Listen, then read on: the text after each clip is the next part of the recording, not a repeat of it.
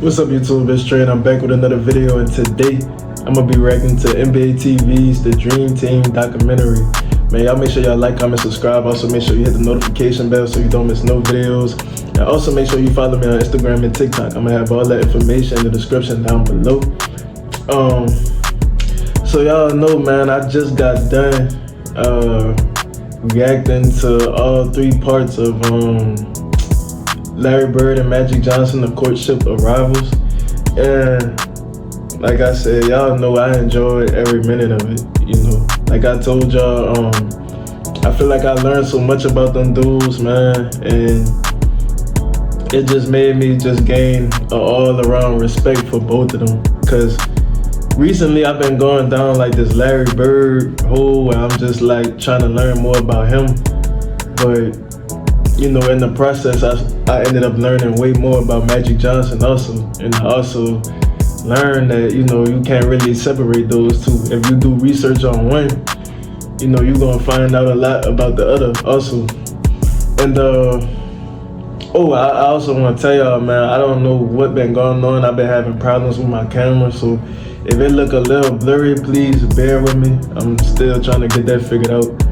But yeah, y'all, I ain't gonna lie, I'm excited to react to this Dream Team documentary though, because y'all recommended this documentary a lot, so I know it gotta be just as good as, you know, the courtship of rivals and all that. Like, hopefully I get the same vibe in this documentary. So, yeah, without further ado, man, I'm about to dive right into it. Let's get it. Why do people talk about dreams so much in sports? Dream seasons, dream matchups, dream opportunities. They do it because so much of sports is about imagining what you want things to be like. If only the setting were just right. It was one of those times none of us will ever forget. The characters just right. I don't know anything about Angola, but Angola's in trouble. The timing just right. 11 Hall of Famers. I don't think you can ever do that again, at no point in time. If only it could all be the way you might have dreamed it up yourself. Oh, you filming? Yep. That was the most exhilarating 15 seconds of my life. People perceived us as being superheroes. Please, Michael Jordan! No Isaiah Thomas stuff. Thomas question. Cool. We became a team, and that team just stomped on everybody. Oh, I just caught something. He just said no Isaiah Thomas stuff. No Isaiah Thomas questions. What that's about? Because I know Isaiah Thomas wasn't part of the Dream Team, if I'm not tripping. And I don't know if that have anything to do with like what was going on with Magic, but yeah, I know Isaiah Thomas didn't play. This never happened in sports, nowhere. Well, I figured eventually there'd be a movie made about the Dream Team. This group may well be the greatest team ever assembled in the history of team sports. They got a lot of big faces and big names on that team, just from what I see. God bless you, and God bless America. 20 years can go by pretty fast, and the world isn't gonna stop and wait for you to remember what it used to look like. 1992 was a time of change. New faces in America quickly transforming into cultural icons. None more so than the superstars of the NBA. The Bulls have repeated. Let the party begin. After the legends of the 80s had lifted the league's profile to new heights.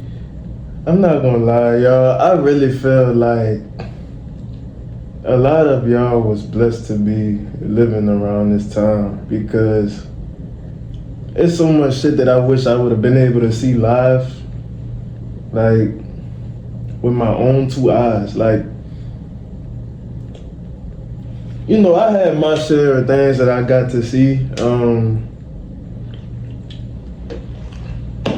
You know, as far as football, I'm a Saints fan. I'm from New Orleans. I'm a Saints fan, so I got to see them win a Super Bowl in '09. I mean, I'm a LeBron fan. I got to see him win a couple rings, but I feel like shit like this you can't really get back. Like, you just like had to be there. And I wish I was there. I can't even lie. Like, I really wish I was able to witness this shit. Superstars of the NBA. The Bulls have repeated. Let the party begin. After the legends of the 80s had lifted the league's profile to new heights, a fresh crop of players had blown the lid off. Oh, Barkley kissed the coach. God damn. Here's Ewing. Robinson. Their players had blown the lid off. I ain't gonna lie, them fucking goals back then looked like they used to be about to fall when they would dunk on that shit. A fresh crop of players had blown the lid off. Look at this shit. Bro, I'm not hanging on that goal. I'm not hanging on that goal. That shit looked like it was ready to come down. Players had blown the lid off.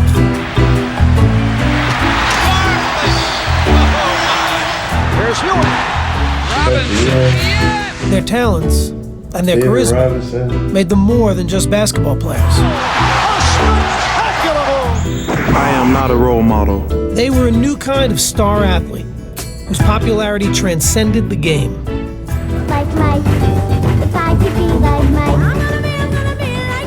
Is it the shoes? No, Mom. And now the very best of them awaited their brightest showcase, the world's largest athletic stage. That's what I be talking about. I feel like everything was just better back then. Like, the commercials, the NBA commercials. I know that like Mike commercial was crazy. The Olympic Games in Barcelona, Spain, even if no one truly realized the impact they would make there. It's a watershed moment in the history of sports, not just the Olympics, not just basketball. It moved the culture along. But in 1992, not everyone was ready for them. Not everyone thought pro basketball stars had a place in the Olympics. This kind of thing had never, ever, ever been done. So there was a lot of, poking the bear, if you will, by people in my profession. Sports journalists and journalists in general were skeptical, angry, because this wasn't the Olympic movement. The Olympic ideal had always been about amateur competition, which meant the United States had always sent basketball teams made up of college kids. Teams that dominated for decades. In 1972, the Soviet Union was awarded a victory over the U.S. in a controversial gold medal game. The United States apparently had won the game.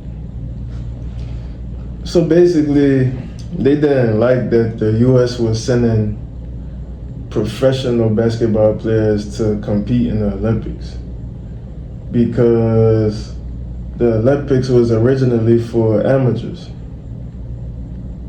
For example, college basketball teams.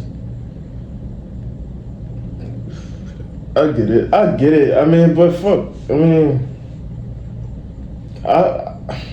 I guess I always thought the Olympics was for like the best athletes in the world, like just competing against each other. I never knew it was originally made for like amateurs. But the debate still goes on. To this day, that American team still hasn't claimed their silver medals. But that result seemed like a fluke when the Americans got the gold in their next two Olympic appearances. U.S. has its 9th gold medal. While the U.S. celebrated, though, the rest of the world was catching up. So in 1988, when the Soviets won again, there was no talk of any fluke. The United States goes home with a semi-final loss to the bigger, more experienced USSR team. I was embarrassed. I know some of the guys left their medals there in the room. They didn't want to take them home. And here we are, USA on our chest, and we didn't get the job done. But the amateur ideal had gotten muddled. While NBA players were prohibited from Olympic competition, professionals from other leagues abroad could play. If you played in Europe for money, you were an amateur, but if you played in the NBA for money, you were a professional. That's and crazy. So our players weren't eligible. Those other countries were using pros, playing against 18, 19-year-old kids. That is really unfair. Yeah. Changing the hypocrisy, though. That's crazy. Who the fuck made up that rule? Like, who the fuck? That's the dumbest shit I ever heard. Cause what was the NBA always just known as being like way ahead of other countries when it came to sports, as far as like skill? Cause that gotta be like one of the dumbest. That's one of the dumbest things I ever heard. So in Europe, if you play in the professional league, you could compete in the Olympics. But if you play in the NBA, you not eligible. That's dumb as hell. That's dumb as hell. Was a central goal of a European named Boris Stankovic, the head of FIBA, the World Basketball Federation. He was very much intent on lifting basketball up to the highest possible level of international sports. And if the whole world knew that the very best players in the world were not participating in the Olympics, that made it a second-class event. So in 1989, Stankovic issued a resolution to allow pros from all leagues to compete in the Olympics. But back in America, the NBA was lukewarm to the idea. We wanted to be good partners with FIBA to grow the sport of basketball, but we weren't particularly anxious. We didn't know what it would mean. We didn't know if our players would want to do it. We didn't know what the logistics were, but the vote passed and NBA players were eligible for the Olympics. Now the issue wasn't about whether American pros could play, but whether the best players wanted to play. The one guy that, that we were a little concerned about was probably Michael. The thought back then was Michael Jordan plays 36 holes of golf 90 days during the summer. What the hell is he going to be doing playing basketball? I was hoping they would not ask me to participate. And I was trying to figure out a way graciously that I could decline. I'd done the Olympic thing before, and when Rod Thorne called me and asked me, I wasn't gung-ho about it. My appeal to him was, you're the top player in the world. This is bigger than the NBA Finals. And, we need you. His thing, well, who else is playing? I mean, are all the good players going to play? I'm not going to play by myself. So Michael Jordan waited to hear more. And Rod Thorne made his next call. It was a no-brainer for me. I was in from day one. And I figured if I jumped in first and said I wanted to play, that would get guys to want to participate as well. I think if Magic wasn't on that team, I don't think it would have been as spectacular as it was. And to finish out our careers, that was important for both of us. Once you get guys like Magic and Larry committing to the team, then all of a sudden it becomes something very, very special.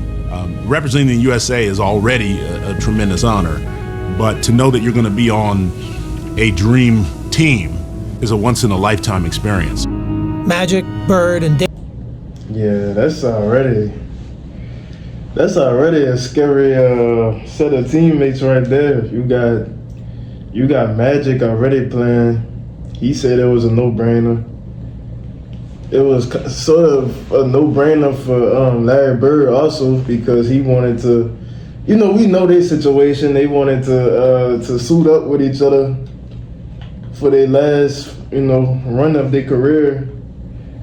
And then you got Jordan saying, well, let me know who playing, and then I'll consider it. You know what I'm saying? Like, that's scary, bro. That's scary. David Robinson weren't alone in their pride. They called in the big guns. We're the Navy SEALs that we had to go over there and kick butts and take names. With those stars and the Utah Jazz tandem of John Stockton and Karl Malone, the dream team was starting to take shape.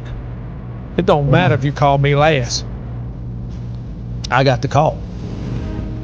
I didn't feel like that I deserved to be called, but I truly wasn't going to tell them that. I was like, yeah, I'm in. I didn't even think to say who was on the team. I'm like, yeah, I'm good. Yes. Charles Barkley's ability was never in question, but his attitude was. God want us to win the world championship. I don't know if I go that far, Charles. No, I talked to him the other night. I learned early in Philadelphia. It doesn't matter what I say. So from this day forward, I'm gonna say what the hell I wanna say.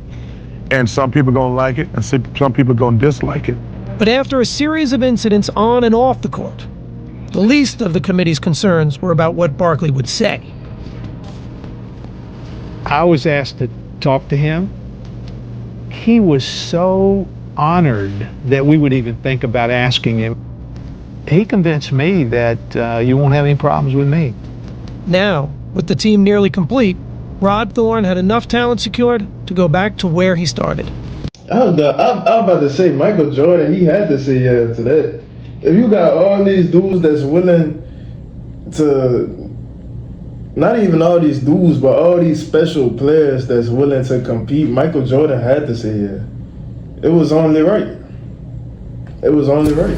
Representing my country was a big thing, but I think, the biggest motivation for me was now I get to spend time with some of the guys I compete against all the time.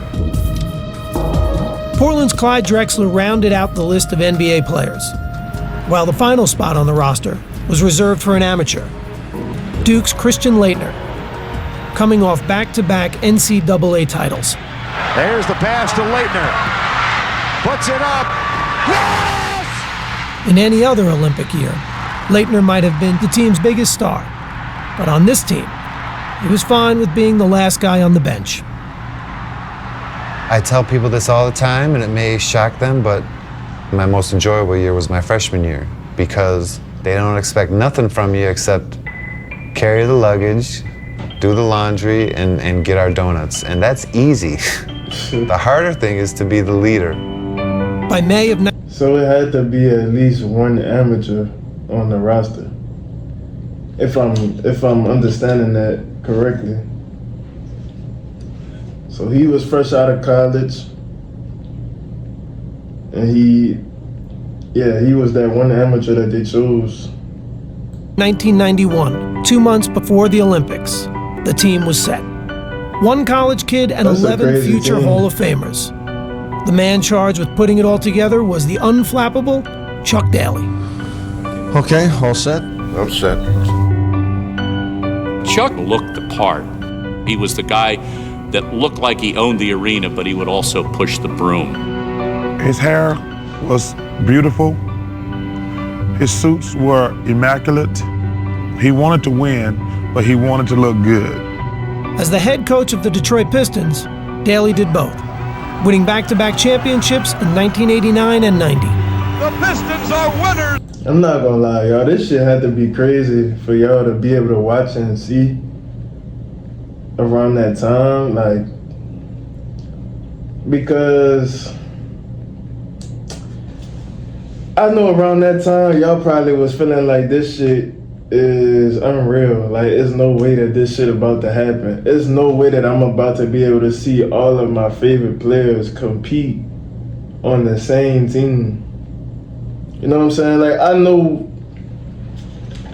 they do that shit in the All-Star game, but that's different. That's way different. Like, you get to see all these top players in the league really compete together. You get to see Larry Bird and Magic Johnson on the same team for once. Like, nigga, I would have been ecstatic. Like, I wouldn't have missed a game. I wouldn't have missed a fucking game. And still champions of the world! The Pistons were nicknamed the Bad Boys for their aggressive and some said dirty style of play, never more evident than in their memorable playoff battles with Michael Jordan's Bulls. Michael on the move against Vinnie Johnson to the hoop. He is neck tied. Michael Jordan goes down hard. Detroit and Chicago had no love for each other. So when Daly was named the Dream Team coach, many wondered how he'd handle working with the Bulls' biggest star. I was being asked to wrestle with some demons and some issues. But the coach was well acquainted with the task of managing personalities. He coached the bad boys. And if you can coach those, you can coach anybody. One player Daly wouldn't be coaching in the Olympics, however, was his own star in Detroit. This is what I wanted to know more about. I'm happy they're about to get into this because I want to know exactly why Isaiah Thomas didn't play. So let's get into it. I'm excited about this. Player Daly wouldn't be coaching in the Olympics, however, was his own star in Detroit. Point guard Isaiah Thomas, who controversially had been left off the team's roster. No matter how much people try to say now, it was no big a deal. It was a big deal. I talked to Isaiah at the beginning of the year about the aspect he wasn't on the team, and he was not comfortable with it. I'm sure he is very hurt. He's a very deserving player, but he was not selected. Thomas was well on his way to a Hall of Fame career, but was also seen by many as the biggest cultivator of the bad boys image in Detroit. And now Isaiah Thomas and Cartwright are swinging. Isaiah was the general. He was the guy that would yap at his teammates and say, knock him on the ass, do whatever you got to do. A beautiful backdoor pass from Pippen, and he is walloped. He knew he was going to get hit. I despised the way that he played the game. Did you want him on the Dream Team? And he is Isaiah really was out there playing dirty. I just seen him punch Larry Bird in his fucking chest. What the fuck? It's always the smallest ones too. It'd be the ones with with the little man syndrome. You hear me? He's small, so he gotta make his presence felt. He was going to get hit. I despised the way that he played the game. Look at this. Did you want him on the Dream Team? No, I did not want him on the team. Did Michael? Did he want him on the team? Well, I can't speak for Michael, but I don't think he wanted him on the team. Now, there has been speculation that your icy relationship with Isaiah Thomas is the reason that he was not selected. Well, what is your reaction to that? That was one of the stipulations put to me prior to me even committing, that Isaiah wasn't a part of the team. I was getting strong innuendos that it wasn't just, it was coming from higher places that didn't want Isaiah Thomas on the team. Certainly things are being pointed at me because of our relationship and of course about the way that the end of the game between Detroit and Chicago ended. We were picking the group just after the Pistons had been eliminated by the Bulls, and it was very bad timing for Isaiah. Everybody had fresh in their mind the picture of Isaiah walking off the court. Pistons wasting no time in getting out of here. They left the bench, although there's 7 and 9/10 seconds remaining. The Pistons just left. When the Pistons walked off the court before the final bell, I think it left a bad taste in a lot of people's mouths. All right, no Isaiah Thomas No Isaiah stuff. Thomas questions. Cool. Jordan and the team were done answering questions about Isaiah. But with training camp approaching, a bigger question would need to be answered. That's crazy. How would the 12 stars that were selected play together? So, even with all these dudes being retired, is it still like a hate relationship with Isaiah Thomas? Like, is it still where they can't stand him? That's crazy, bro. Y'all answer that for me in the comments, please. I really want to know that. Like, are these dudes like still, like, are their relationships still rocky? Welcome. Training camp began on June 22nd, 1992, in La Jolla, California. And when the gym doors opened, no one was quite sure what to expect, especially the players themselves. It's a lot of egos in one gym and on one team. Everybody wanted their form to shine and showcase why they were a part of this team. With all these stars on the team, if it comes down to the last shot, who's gonna take the shot? Me. Everybody in the world has an ego. The only difference between us, we have a reason to have an ego. Bro, and just see, I don't want to sit here and go on the whole rant, y'all, but I feel like it's more of a competitive nature just on this fucking team than it is in the whole entire NBA today. Like, everybody out there trying to prove that they the best. They trying to prove that they the man. You know, they the leader, they the best player out there. And it's like, you gotta love that as a sports fan, not just a basketball fan, as a sports fan. You gotta love that type of competitive nature. But it's like, I don't know, bro. It's like players nowadays, they don't have this shit. Some of them do, some of them don't. Some of them do, a lot of them don't. I'll say that.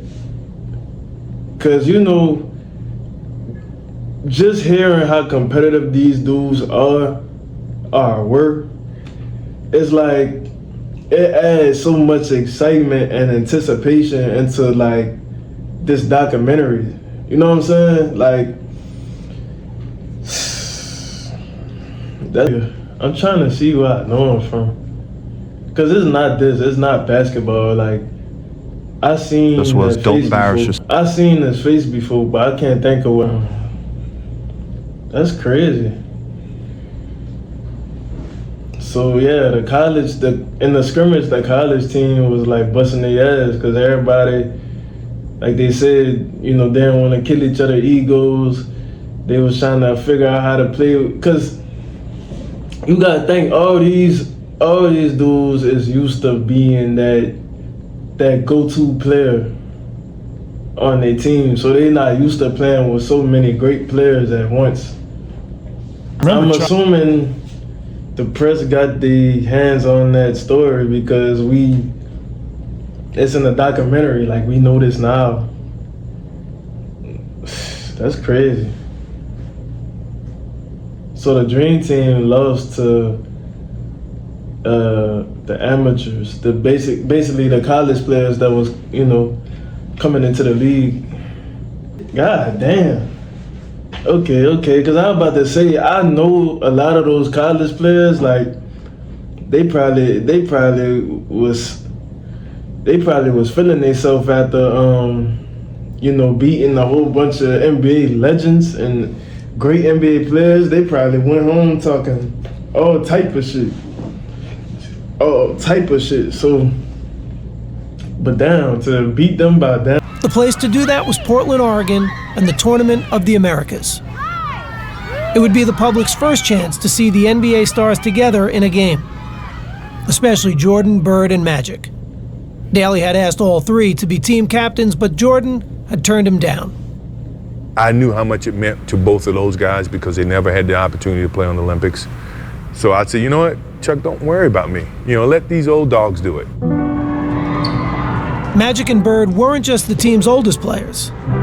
They were also the most revered. They had entered the league together in 1979, embarking on a rivalry that had redefined the NBA. And along the way, their personal admiration for one another had grown. Magic's just a great basketball player. He's the best I've ever seen, you know. Unbelievable. I don't know what to say. In 1992, they'd be getting the chance to share the ball. But the opportunity would be coming at the end of their careers. Bird had given his soul to the game. But after so many years, his body was betraying him. He'd given his soul to the game. It's so crazy to me that Larry Bird, he came back and finished this game after this shit. And I think like he fractured his face or some shit. The end of their careers. Like he broke a fucking bone his soul right to the game. But after, and he still came back in the game and finished after. That's fucking crazy to me, bro. Like that's really some wild shit. So many years, his body was betraying him. Had back problems. It just gets to the point where you just couldn't play. I mean, you couldn't think, couldn't move, couldn't run. You know, if you can't feel your feet, it's hard to run. Larry was on the fence because of his back, so I said, man, LP, you gotta play, man. You gotta play. This is our last chance to be together. Magic would be able to convince his old friend to play. But at the start of the 1991-92 NBA season, he was forced to retire after learning he had the HIV virus. Doctors would eventually clear him to play in the Olympics, though that didn't stop fears from swirling. There's a lot of players that really didn't want him to play, didn't want to play with him or against him, because nobody knew what disease meant. You know, they say you get a little blood on you, you got HIV, or you breathe on you, you know. I never bought any of that, you know. You just keep going. And that's what Irving decided to do, just keep pushing, keep going. 6-5, three-pointer, yes! I ain't gonna lie, you could kind of just tell that Larry Bird is just like a real genuine dude. Like, you could tell like that shit don't really, kind of like he said, like that shit didn't really faze him. It didn't make him look at Magic any different. Like he, you know, I got a lot of respect for Larry Bird, man. I just like the way he carries himself. I feel like the world need more people like Magic this. had made a cameo in the 1992 All-Star Game and had focused his attention on the Olympics, hoping for an encore of a lifetime alongside his old rival. Our careers were really over, and it was something I thought needed to happen for both of us. Their debut would take place at Portland's Rose Garden, with their team needing to medal in the Tournament of the Americas to qualify for the Olympics. That seemed like a foregone conclusion to just about everyone, including their first opponents, who were completely in awe before the game even started. The Cuban team spontaneously drops to its knees as if 12 popes had come by on Easter Sunday. At that point, the idea that this is merely a basketball game has been ripped asunder. It was a surreal feeling. She's like, dude, we're here to kick y'all behind. And they want to take pictures with you. That's cool. Then the game begins. Magic and Larry come out together, two guys that had saved the league. They wouldn't even be playing this game without those two. And Magic passed the ball, Larry makes the first basket. Backing in, goes to the fadeaway. There's no time. I mean, you know, it just didn't get any better than that. The U.S. was off and running, and the result was a thing of beauty. Johnson leading the break, finds Robinson. And no one seemed more excited to be sharing the court than the co-captains. I gotta watch the full games, yo. I gotta watch the full games, cause this shit look crazy just seeing these highlights, man. Bird for three.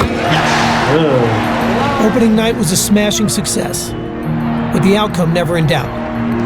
Bullet from Magic to Barkley. And late in the game, fans in Portland decided they wanted a curtain call from a three-time MVP.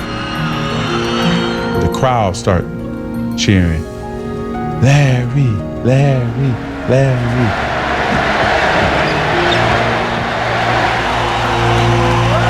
Crowd reacts to the entrance of Larry Bird, a standing ovation. And as he'd done so many other times in his career, Larry Bird rose to the occasion. Jordan with the behind-the-back save. Here's Bird. Yes. You just knew that Larry Bird was not going to miss that shot. It was a virtually flawless performance. The final margin of victory was 77 points. And Magic and Bird had led the way. For Magic in particular, after a year out of the game, the victory had a special kind of meaning. Living with HIV, never even thinking that I would ever have a chance to play basketball again, and then basketball for the United States. It was therapy for me, and I needed that in the worst way. And then there was the matter of making sure Michael Jordan knew he was back as well. Yeah, you hear what the captain said? The captain say, sit down, or this boat is gonna sink. That's right. Have a seat, because you're gonna fall, and then that's gonna happen. That's a seniority right there. I know it.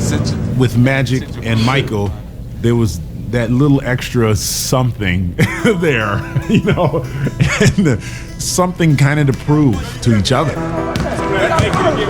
I took it upon myself to always shoot with Michael.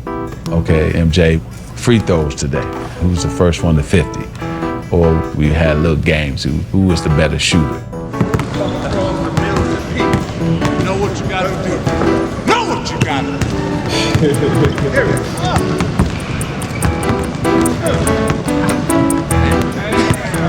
He didn't want to relinquish that control of the 80s, in a sense, even though we were going into the 90s. Don't touch the phone. One hand, don't touch it.